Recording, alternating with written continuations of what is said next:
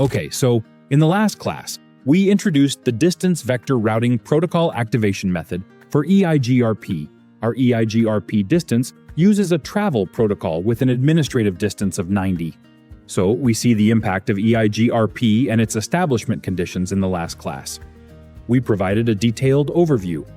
Students must remember these conditions simply because moving forward, when we encounter work or exams, and we face situations where neighbor relationships can't be established or we have no roots, we need to check neighbor relationships through these 5 aspects.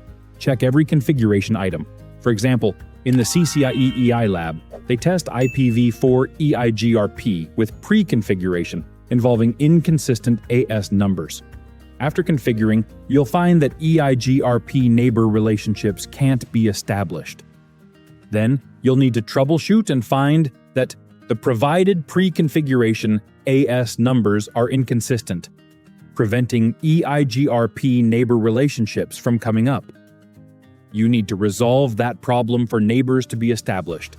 So these 5 conditions for establishing EIGRP must definitely be noted and promoted online. In the lab exams, they also test just one AS number and this authentication. We need to enable authentication within the EIGRP neighbor relationship. We didn't talk about authentication last class. We mentioned that we'll discuss it in our subsequent comprehensive experiments with EIGRP. In order to examine all focal points, we will thoroughly discuss this authentication content then. For a quick recap, AS number pre-values are definitely covered, and K values we've discussed previously. Actually, they are what we're addressing today. About our EIGRP metric values, root entry metric values are an essential part of its calculation. It's crucial they are consistent. If 2 routers have different views on calculating metric values, they cannot establish a based relationship. Then there's source authentication passing. We've said, if you receive a hello packet, we must do what? In our routing table, it's our direct route neighbor sending us the hello packet. We can only establish an EIGRP neighbor relationship within such a network, a single link. You cannot say R1 is establishing an EIGRP neighbor relationship with R3. It requires borrowing other technologies. Our neighbor relationship is definitely a neighbor within a segment of the link.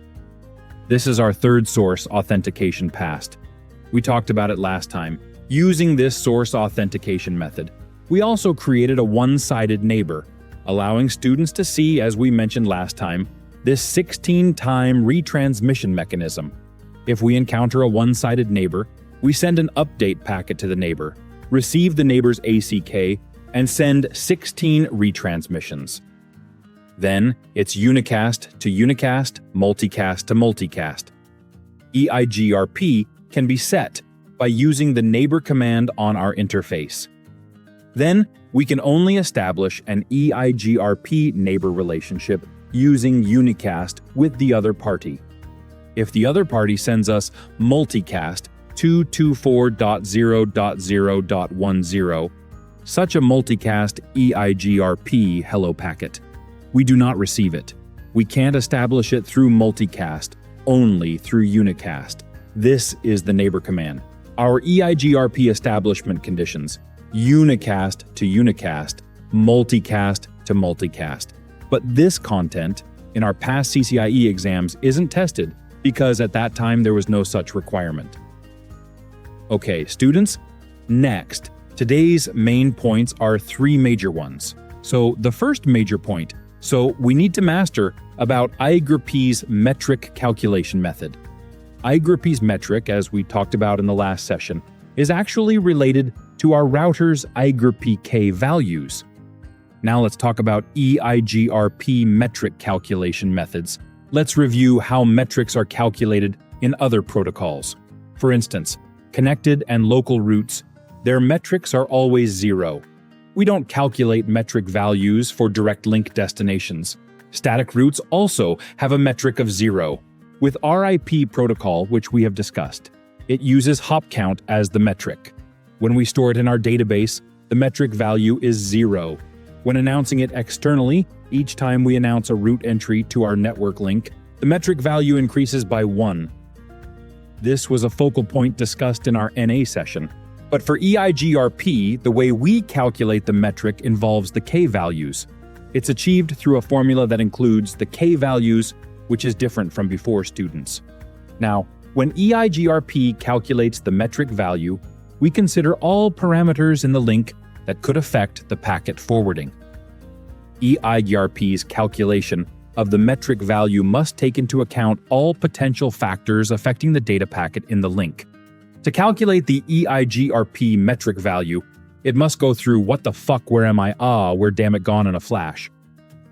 So the method to calculate EIGRP's metric value involves the K values. We need to correspond to our route entry during transmission through the link's bandwidth delay reliability load and the corresponding MTU parameters. Previously, through show IP protocols, we looked at which IPv4 protocols are running on this router. We saw our EIGRP default K values.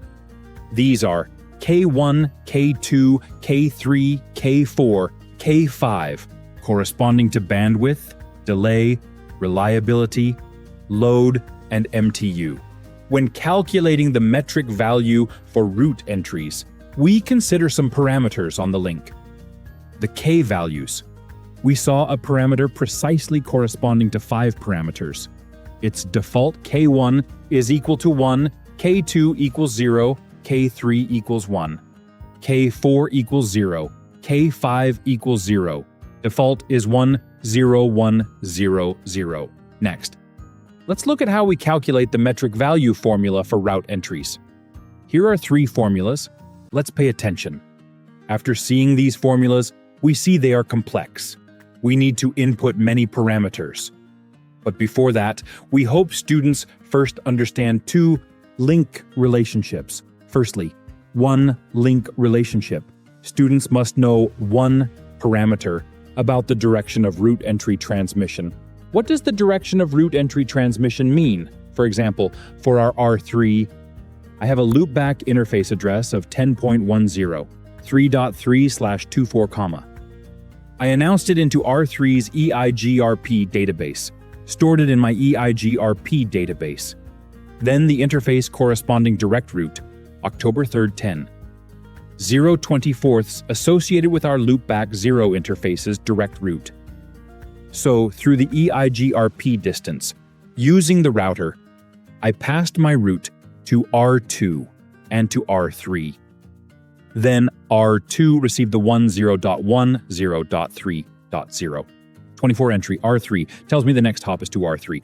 R1 received the 10.10.3.0. 10.10.3.0. 24 entry that R2 told me. The next hop points to R2. We can calculate the route entry to become a routing entry submitted to the routing table. This path, from the source of the route entry transmission, it sends to the neighbors among neighbors. This transmission method is what we call the direction of the route's transmission. The direction of the route's transmission, and conversely, students, like R1, I now want to access 10.10.3.3. So we need to consult the routing table to execute forwarding. The routing table points to 10.10.3.3. This destination address matches a certain route entry. Matched by this network segment, throw this packet to the next hop, R2. So when R1 accesses R3, it throws the packet to R2. R2 checks the routing table. The next hop is R3, throw to R3. So these are 2 paths. Xiaofan, close the door for me. Xiaofan, close the door. Because today the teacher has no class. Today the teacher has no class. I remembered, our CCIE security course just ended this round. There seems to be no class today, I remember. So R1 sends the packet to R2, R2 sends to R3. This path is called what? Called the data link's data traffic's traffic path. We find that for distance vector routing protocols, our data traffic's transmission direction and our route entry's transmission direction are completely opposite. Routes start transmission from the source to our R1. When R1 wants to access out, data exactly transmits in the opposite direction. Next, we will calculate the metric value of the route entry. We will calculate the formula of the route entry, figure it out, as a router heading to the destination route entry. The metric value of this network segment's route entry should be calculated from which direction. Students must be clear on this point. Now I'll give the answer. When calculating EIGRP's route entry, when calculating its metric value, we do it through its route entry's transmission direction. To calculate such a route entry's metric value through the route entry's transmission direction, when I receive a route entry, I can, through the corresponding parameters in the link, know the detailed metric value of this route entry. This is the route entry's transmission direction. Now that we know this point, we can substitute it into the formula. Let's take a look. If we want to calculate a route entry's metric value, how should we participate in the calculation? Now let's open our look at this formula. Look at our formula firstly. Our metric value's main formula is written like this, using 256 times something. We have K values, right? K values correspond to bandwidth. The raw come in MTU, right? Then K1 equals 1, K2 equals 0, K3 equals 1. This is the default. K4 equals 0, K5 also equals 0. 1, 0, 1, 0, 0. K1 multiplied by bandwidth. K1 multiplied by our link bandwidth.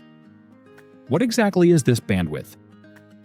It actually has a range. It includes bandwidth, the real bandwidth.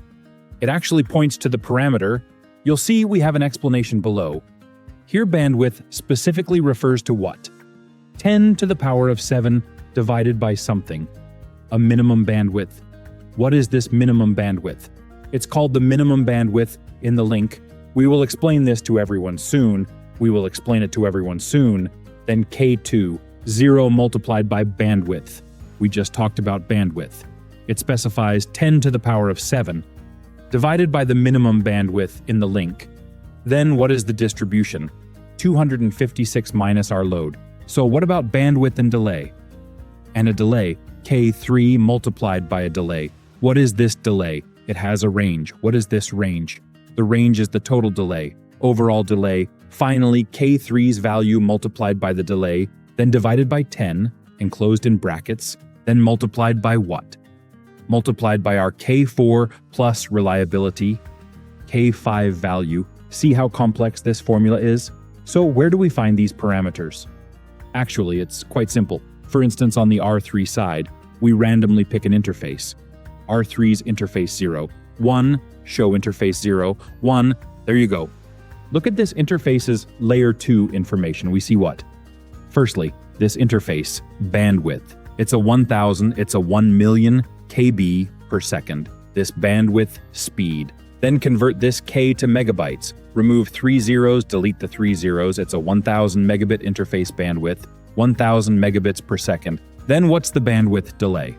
It's 10 microseconds, 10 microseconds. So this delay is actually related to our interface bandwidth, usually 10 megabits bandwidth. The delay is 10 megabits bandwidth is 100 microseconds, then 100 megabits is approximately, sorry, I remembered it wrong. 10 megabits is 1000 microseconds, 100 megabits is 100 microseconds. Then its bandwidth is 20,000 microseconds. I remember this answer then. Students can check it out later. Then every interface bandwidth, its delay is not consistent, calculated based on bandwidth, then reliability. Students, what does this reliability correspond to? Actually, it's our interface's layer 2 information and our physical layer related parameters. If our interface line is damaged, then you are equivalent to full health. Now we are at 255 in full health status. If our interface link has a fault, for example, there is packet loss, or for example, there is link damage, then our reliability will decrease. You should basically see it in full health status. If it's not in full health, you need to replace this line. The interface might be damaged, you need to check it. Then there are 2 loads, right? 1 load, Texas load, outbound load, and inbound load. 1 for transmission, 1 for receive, right? one for outbound load and one for inbound load, outbound load, the traffic I send out from the interface. Is there congestion happening? Is it getting blocked up? How heavy is this load? You see, the smaller the value, the better. The smaller, the better. So if your load is high, it suggests there might be congestion on the interface. You should check it out, whether there's a lot of traffic, whether you've been hacked, whether you need to implement QoS. Be careful about congestion occurring. This is about outbound and inbound load, no load in both outbound and inbound directions. Then there's also MTU. We've talked about MTU many times. Interface MTU, the size of the packets you send out, up to a maximum of 1,500 bytes. Beyond that, it needs to be fragmented, right, students? So these are the 5 parameters on our interface. So when we calculate routing entries, we need to use bandwidth and delay, not MTU. But MTU isn't used. MTU doesn't participate in the calculations. So when we calculate EIGRP metric, you see many parameters need to be used. However, the default K value is 10100. Actually, in such a formula, we shouldn't be too scared. The parameter corresponding to K2, we don't need to consider, what is it? Numerator K2 is by default 0. 0 multiplied by any number is still 0. 0 divided by any number is still 0. This overall value, this part of the sum, the overall quotient is 0, no need to calculate. Then K3 by default is 1. So our K1, this story can be simplified to 256 multiplied by what? K1 multiplied by bandwidth, then added to K3 multiplied by a delay, then bracketed. We need to multiply by what? K5 divided by K4, there's a problem. Teacher, your K5 is 0, default is 0. K4 is also default 0. 0 divided by any number is still 0. You multiply by a 0. What is this? 256 multiplied by a number, then multiplied by a 0. Isn't this 0? Isn't this okay? Then your answer has a problem. Your metric isn't always 0. If your K4, K5 by default are 0, your metric is always 0. But how do you calculate the metric value? We have guidance from the Cisco official website. If the value of K5 is 0, look here. If the value of K5 is 0, then this part of the answer is set to 1. As long as K5 in this formula equals 0, then this part of the answer equals 1 equals 1. Don't calculate it. Don't consider this K4. Stop focusing on this K4. Stop considering whether the distribution might be 0. As long as this K5 equals 0, the total answer for each equation, part of the answer, all equal to 1. Now you see, actually the formula simplifies at the end. The default parameter 10160 is then subtracted.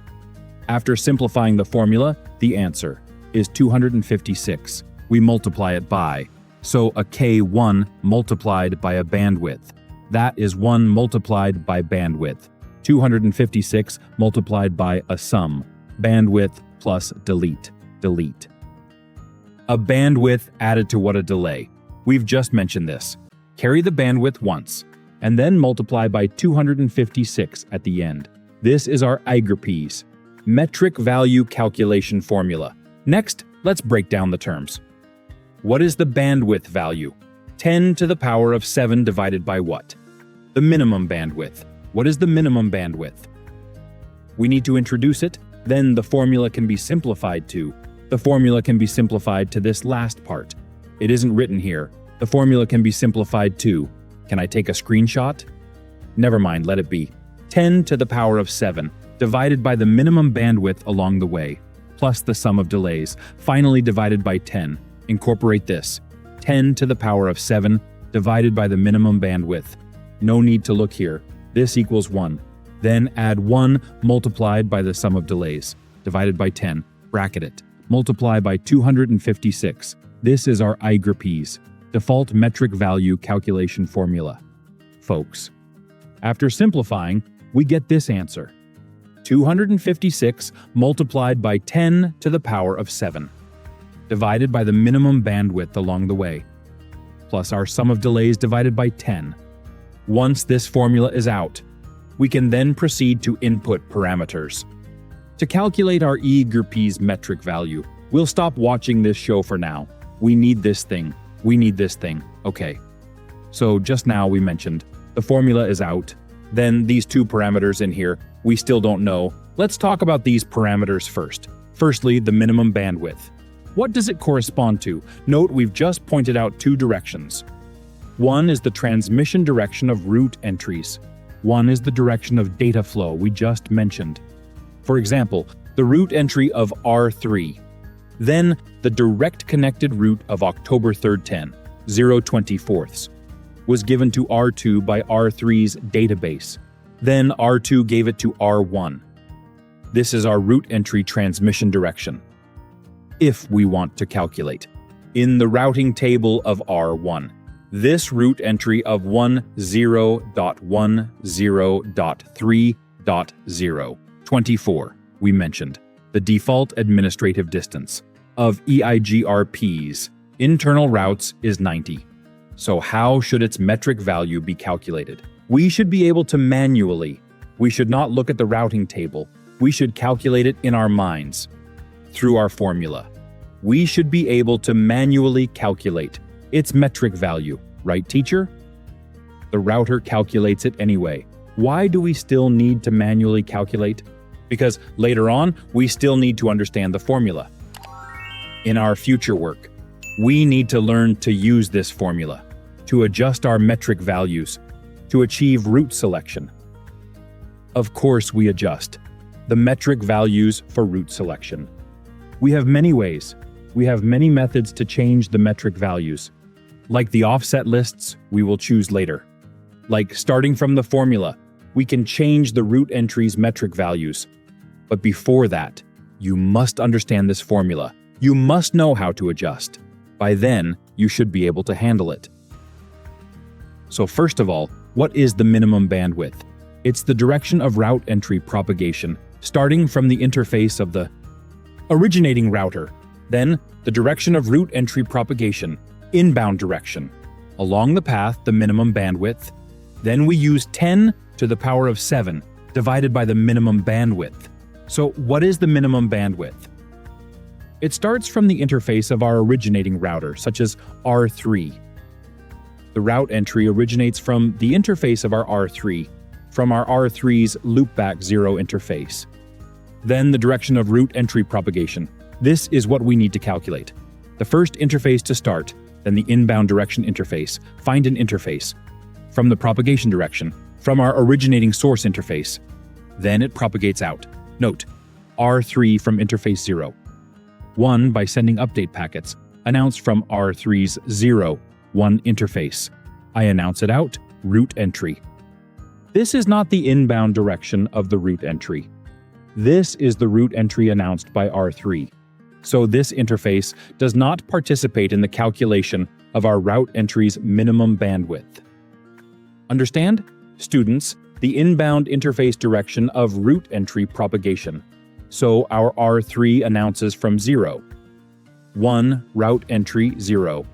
1 does not participate in metric computation.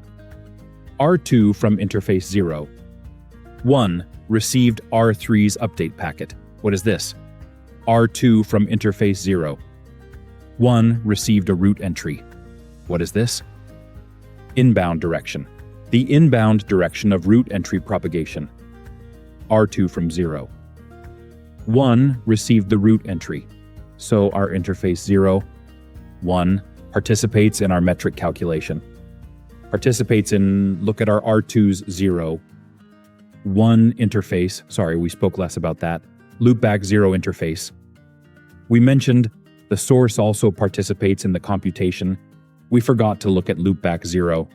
R3's loopback 0, show interface loopback 0. So the bandwidth of loopback 0 interface, default is 8,000 megabits, is 8,000 megabits, but written in kbps format is 8 million kilobits per second. This is 8,000 megabit interface bandwidth from the source of the route entry, then along the inbound direction, R2's 0. 1 received the route entry. I am the inbound direction. I will participate in metric calculation. Participate in the calculation of reduction bandwidth. Then my bandwidth R2's 0, 1, show interface G01, so R2's 0, 1 interface bandwidth is 1 million. It is a gigabit interface, 1 million kilobits per second. Why do we use the word K? Because our actual character direction defaults to kbps, okay, students? So our numerator and denominator must match, units must be the same. We do not need to convert it to megabit m units, kbps is fine. Then R2 from 0, 0 interface. Through update packets, updates the route entry sent to R1. This is the outbound direction. Does not participate in our bandwidth calculation. R1 from 0. 1 interface. Received R2's update packet. What is this? The inbound direction of route entry transmission. R1 received the route entry, then participates in such a message calculation. Our 0, 1 interface is a gigabit interface. Equally how much? Let's write this down. 1 million kilobits per second. Now in our formula, we need to use the actual power of 7. Divided by a minimum bandwidth R, we use this main function to find the direction of route entry transmission. The minimum bandwidth in the incoming direction, 1 is 8 million, 1 is 1 million, another one is 1 million. Find the minimum value. Both are 1 million, so our minimum bandwidth is confirmed. On R1, calculating the route for 10.10.3.0 passed through by R3. Use the actual power of 7 divided by the minimum bandwidth, 1 million, 6 zeros, 10 to the 6th power. Unit is kbps, confirmed, plus the sum of delays, formula for the sum of delays divided by 10. What is this sum of delays? Called total delay. What is this sum of delays? What is it? Starting from the originating router's interface. Direction of route entry transmission. Sum of delays at the incoming interface. Sum of delays. Let's erase the bandwidth below. We just saw that actually in the route entry's transmission direction, only 3 interfaces participate in the metric calculation. One is the originating interface of our route entry, R3's Rubik 0. One is R2's 0. 1 interface. Our incoming direction received the route entry passed by R3. 1 is R1's 0. 0 interface, incoming direction, received the route entry passed by R2, so only 3 interfaces participate in our metric calculation. Route entry transmission direction, incoming direction. Okay, now let's look at the delays of these 3 interfaces. First is R3's Rubik 0. Its bandwidth is 8,000 megabits per second. Delay is 5,000 microseconds. Note the unit is microseconds, 5,000 microseconds. Copy directly, students. Just these parameters. Copy directly 5,000 microseconds. R2's 0, 1 interface, delay 10 microseconds, then R1's 0, 1 interface, delay 10 microseconds. I show interface distance 0. 0, they are interfaces, all sign in. Delay is 10 microseconds, 10, right? 3 interfaces participate in metric calculation. 10, 3 interfaces involved in metric calculation. Then we proceed to calculate. Calculate the metric value, 10 to the power of 7, divided by the smallest bandwidth along the route, plus the sum of delays, 5,000 our route entry's source interface, incoming delay. The first interface, 0. 1 interface, 10 plus our R1's 0. 1 interface sets to route entry delay. Calculate route on R1, our sum of delays, route entry transmission direction, incoming sum of delays, then finally divide by time, bracket it. We need to multiply by 256. This is our EIGRP route entry's metric value. Calculate 256. Multiply by this side is 10 plus 5,020. Divided by time, 502. Finally equals 256 multiplied by 512 should be. Forgot. Haven't calculated this in a long time. Let's calculate it now. Multiplied by 256 equals 131072 students. So that means, based on the formula we just used, on R1, the route entries we receive from R3, our metric value should be 131072. Show IP route. After viewing this entry, the root for 10.10.3.0. How much? So our calculation is correct. Did you see, students? This is our EIGRP metric value calculation method. Did you see? Any issues, students? So this is quite a typical case. We definitely need students to calculate it themselves. Let's see how it feels when you calculate it yourself. A small quiz in class, a classroom quiz. Let students calculate the metric value of our route entries. So suppose now we need students to switch perspectives. You can also do this. Then I hope students can calculate on R2 what they see from R3's announcement. The route entry for 10.10, 3.0/24 comma. Its administrative distance is 90. What should be the metric value? On R2, seeing this route entry, what should be the metric value? So the formula is 10 to the power of 7 divided by the minimum bandwidth along the path, plus the sum of our delays, finally divided by 10. Parentheses around it, multiplied by 256. So I can help you mark all the detailed parameters above. Interface bandwidth, gigabit, 1 million kilobits per second, delay is 10 microseconds. This interface bandwidth, 1 million kilobits per second, delay 10 microseconds. Here, interface bandwidth, 1 million kilobits per second delay is 10 microseconds. Then here, the bandwidth is 8 million kilobits per second, the delay is 5,000 microseconds. Students, then I hope you can use this formula to calculate correctly. So on R2, the metric value of the route entry we see should be, let's calculate. If you're impressive, you can calculate it in your head.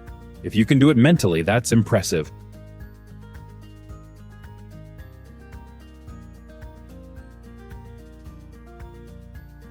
Does anyone have an answer? Students, do you have an answer?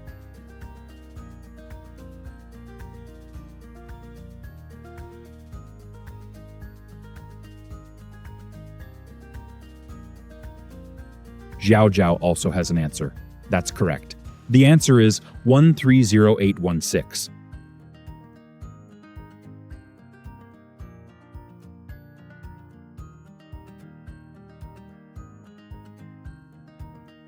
So students, compare it with yours, see if you got it right.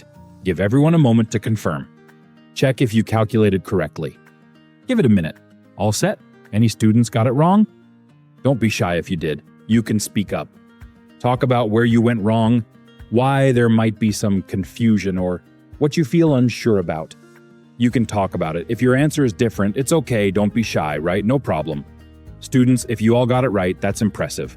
The answer is 130816. So we come to R2's routing table, show IP route. So good, you've seen it. Now our metric value of 130216, students, so teacher, how does our router know about the minimum bandwidth along our path and the sum of delays along the way? How does the router know? How do we check? First, look at R2's route. Like what? In the topology table. What's there? What are the route entries' metric values? What's FD and stuff? We'll not look at this stuff for now. Look at what? Now what we see now is our database table's summary information. It shows what content we can actually see more. Show IP EIGRP topology. We add detailed parameters, for instance. I look at October 3rd, 10. This route entry's detailed information, -24, seeing this route entry detail. Do you see it? 192.168.23.3, comma, my interface 0. One talked about. It tells me this message. What is it? This route entry. The path of the route entry transmits distance vector, vector metric, on our path, these metric value calculations. What's the minimum bandwidth now? It's 1 million. What's the accumulated delay value during the routing entry transmission? What's the reliability? What's the load? What's the MTU? Students, then who announced the originator route entry? You see it very clearly, the detailed information in the route entry transmission process. All the information we calculate the metric from is all included here.